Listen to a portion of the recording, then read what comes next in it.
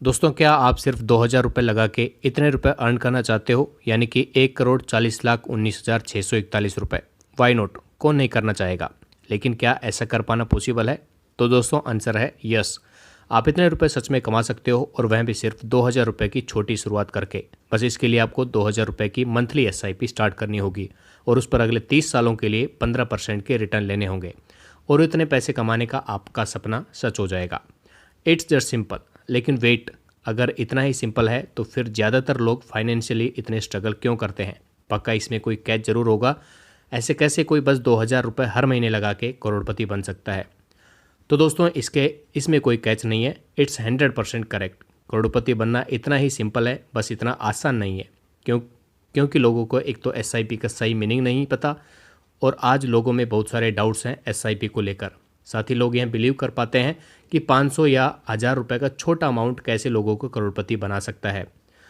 और by the way, अगर यह सब लोग समझ ही भी जाएं तो उनको यह नहीं मालूम होता कि SIP स्टार्ट करने के लिए सही जगह कौन सी है। किस म्यूचुअल फंड में SIP करें, या फिर किस इंडेक्स फंड में या फिर स्टॉक में SIP स्टार्ट करें। कभी तो लोग अपने पड़ोसियों से या फिर फ्रेंड से एडवाइस लेकर किसी बेकार सी स्कीम में SIP शुरू कर देते हैं, और फिर कभी खुद ही अनुशासन नहीं रख पाते SIP कंटिन्यू करने का। तो दोस्तों, आपकी इन्हीं समस्याओं का समाधान है इस वीडियो में। आज हम इस खास वीडियो में हम डिटेल में पूरी जानकारी बारीकी से समझेंगे SIP की। इससे जुड़े सभी डाउट्स को क्लियर करेंगे और सीखेंगे कि कैसे हम ज़्यादा से ज़्यादा रिटर्न ले सकते हैं अपनी SIP इन्वेस्टमेंट पर। और दोस्तों, आज मैं आपको SIP करने का ऐसा तरीका बताऊंगा कि शायद ही पहले आपको किसी ने बताया होगा। यह एक ऐसा सिस्टम है जिससे आपको अपने इन्वेस्टमेंट पर दो तरह से रिटर्न मिलेंगे। यानी कि जैसे आमतौर पर हम किसी म्यूचुअल फंड में इन्वेस्ट करने पर एक तरह से रिटर्न मिलते हैं जब म्यूचुअल फंड की NAV इंक्रीज होती है, लेकिन इस तरीके से आपको दो तरह के रिटर्न्स मिलेंगे। यानी कि आपका दो तरफा फ़ायदा होगा, जिसे हम जल्दी ही आगे डिस्कस करेंगे इस वीडियो में। इसलिए आपको इस वीडियो को बिल्कुल भी स्किप नहीं करना है, पूरा शुरू से लेकर आखिरी तक देखना है। तो दोस्तों, हम सबसे पहले SIP को डिटेल से समझेंगे, और कैसे इसमें नॉर्मल इन्वेस्टमेंट यानी कि लमसम अमाउंट से ज़्यादा रिटर्न मिलते हैं यह भी देखेंगे। और यह सब हम एज़ ऑलवेज बेस्ट एग्जाम्पल के द्वारा समझेंगे, जिससे कि आप इजीली सब कुछ समझ पाओगे। तो दोस्तों, मान लो कि एक गेहूं का व्यापारी है, जो जैसे कि आप जानते ही हो कि एक व्यापारी क्या काम करता है। सस्ते दाम पर किसानों से गेहूं खरीदता है और फिर उसे एयरटाइट कमरे में स्टोर करके रख देता है जब तक कि उसका दाम बढ़ ना जाए। यानी कि सस्ता खरीदना और महंगा बेचना। तो मान लो यदि व्यापारी एक दिन गांव में जाता है और ऐलान करता है कि सभी किसान भाई, जितना भी अनाज है वह कलेक्ट करके किसी एक दिन मेरे घर पे दे जाओ। तो सभी किसान एक दिन तय करते हैं और सारा गेहूं उसे एक पर्टिकुलर दिन व्यापारी के घर पे पहुंचा देते हैं। व्यापारी उस दिन के गेहूं के प्रति किलो दाम के हिसाब से सभी किसानों को पेमेंट कर देता है। तो दोस्तों, मान लेते हैं कि 10 रुपये प्रति किलो उसने गेहूं उठाया किसानों से। अब आगे व्यापारी वही करेगा जो सभी व्यापारी करते हैं, यानी कि अनाज को स्टोर करके रखेगा और उसके दाम बढ़ने का वेट करेगा। मान के चलते हैं कि वह 6 महीने तक दाम बढ़ने का वेट करता है, और वह 6 महीने के बाद 12 रुपये प्रति किलो के भाव से उस गेहूं को बेच देता है, जिससे कि उसे 2 रुपये प्रति किलो का प्रॉफिट होता है। आई होप यहाँ तक आपको सब कुछ क्लियर हो गया होगा। अब एक और सिमिलर केस लेते हैं। मान लो कि एक दूसरा व्यापारी है किसी और गाँव में, जो भी किसानों से सस्ते दाम पर गेहूँ खरीदता है और फिर उसे महंगे दाम पर बेचता है। लेकिन इस व्यापारी का व्यापार करने का तरीका थोड़ा सा अलग है।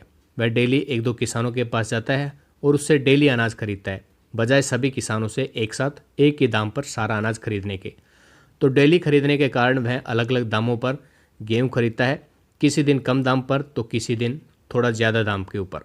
और वह ऐसा लगभग 10 दिन तक करता है। 10 दिन वह अलग अलग किसानों से अलग अलग दाम पर गेहूँ उठाता है। इन 10 दिनों में जिन दामों पर उसने अनाज उठाया उसकी लिस्ट आप स्क्रीन के ऊपर देख सकते हो। और इसका जो एवरेज प्राइस हम निकालें तो 9 रुपये 15 पैसे प्रति किलो बैठता है। तो अब यह व्यापारी भी अगले 6 महीने के लिए अनाज को स्टोर करता है और 6 महीने बाद सेम 12 रुपये प्रति किलो के हिसाब से गेहूं को बेच देता है। यानी कि इस दूसरे व्यापारी को पहले व्यापारी से 85 पैसे ज़्यादा का फ़ायदा होता है। और ऐसा होने का सिर्फ एक ही कारण है, और वह दोनों व्यापारियों के गेहूं खरीदने के तरीके में डिफरेंस होना है।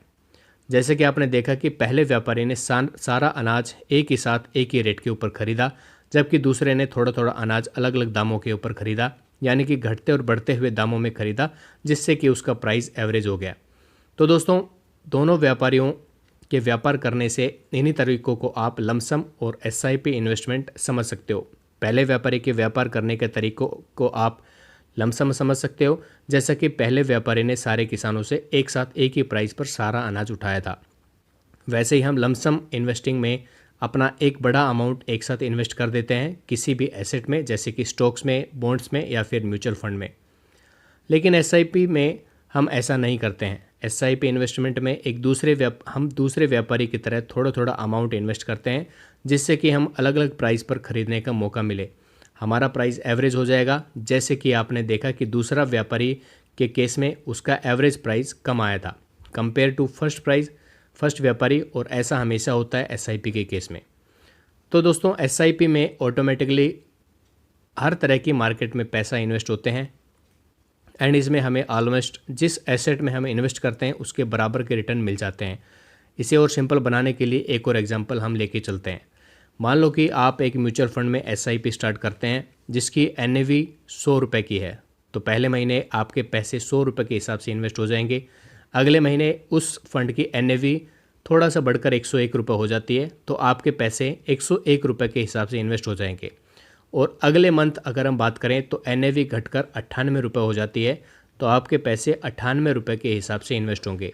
और ऐसा चलता रहेगा।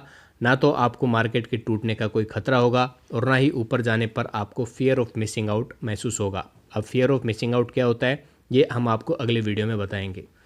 लेकिन लमसम इन्वेस्टिंग के केस में ऐसा नहीं होता है। लमसम इन्वेस्टिंग में आपका सही होना बहुत इंपॉर्टेंट होता है, क्योंकि अगर आपको अच्छे रिटर्न लेने हैं तो आपको सस्ती मार्केट में पैसे इन्वेस्ट करने होंगे, और मार्केट को प्रेडिक्ट करना कि मार्केट कब सस्ता है या फिर कब महंगा, एक खुद में बहुत बड़ा टास्क है। तो दोस्तों, आई होप कि अब तक आप एसआईपी क्या होती है इसे अच्छे से समझ गए होंगे। हम आपको एसआईपी इन्वेस्टमेंट का वह तरीका बताऊंगा जिससे आप दो तरफ फ़ायदा उठा पाओगे, जैसे कि मैंने आपको वीडियो के शुरुआत में ही कहा था।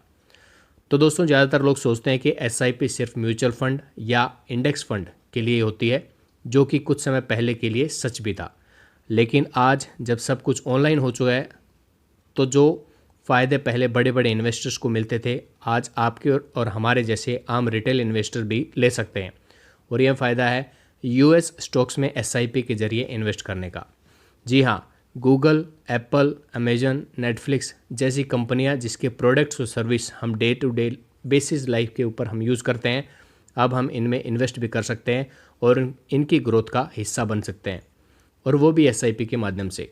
आप अपने कंफर्ट के हिसाब से एसआईपी का अमाउंट चूज़ कर सकते हो। जैसे कि अगर आपकी कैपेसिटी है 500 रुपये इन्वेस्ट करने की, तो आप इसमें से 500 रुपये से भी शुरुआत कर सकते हो। और जो मैं आपको बता रहा हूँ कि एक तरीका है जिससे आप दो तरह के रिटर्न ले सकते हो, तो वह यही है, यानी कि यूएस स्टॉक्स में इन्वेस्ट करके। आइए कैसे कर सकते हैं दो तरफा फ़ायदा, तो जानेंगे इस वीडियो में आगे। मान लो आपने आज से 15 साल पहले एप्पल कंपनी में इन्वेस्ट किया होता, तो एप्पल कंपनी के एक शेयर की कीमत तब यानी कि 15 साल पहले $5 थी, और आज इसका प्राइस हो चुका है लगभग $172। तो अगर हम इसके CAGR रिटर्न्स निकालें तो वो निकल के आते हैं 30% के। लेकिन दोस्तों, आप शायद यह बात जान के हैरान हो जाओगे कि 30% नहीं बल्कि 35% के रिटर्न आपको मिलेंगे, एंड दैट बिकॉज क्योंकि आप एक इंडियन हो, यानी कि 5% ज़्यादा रिटर्न मिले होंगे इन 15 सालों में। कैसे जानते हैं डिटेल में। दोस्तों, आज से 15 साल पहले यानी कि 2007 में $1 की कीमत लगभग 41 रुपये के आसपास थी, लेकिन आज $1 की कीमत लगभग बढ़कर 80 रुपये हो चुकी है, यानी कि डॉलर अप्रिशिएट हुआ है, या फिर दूसरे शब्दों में हम कह सकते हैं कि डॉलर के मुकाबले रुपया कमज़ोर हुआ है। और आप इस रुपये डिप्रिसिएशन का फ़ायदा भी आपको यूएस स्टॉक में इन्वेस्ट करके मिलता है। डॉलर लगभग 5% के रेट ऑफ रिटर्न से बढ़ा है पिछले 15 सालों में। इसीलिए मैं आपको कह रहा था कि आपको एप्पल कंपनी में इन्वेस्ट करने से एक्स्ट्रा 5% का रिटर्न मिलता है एक इंडियन होने की वजह से।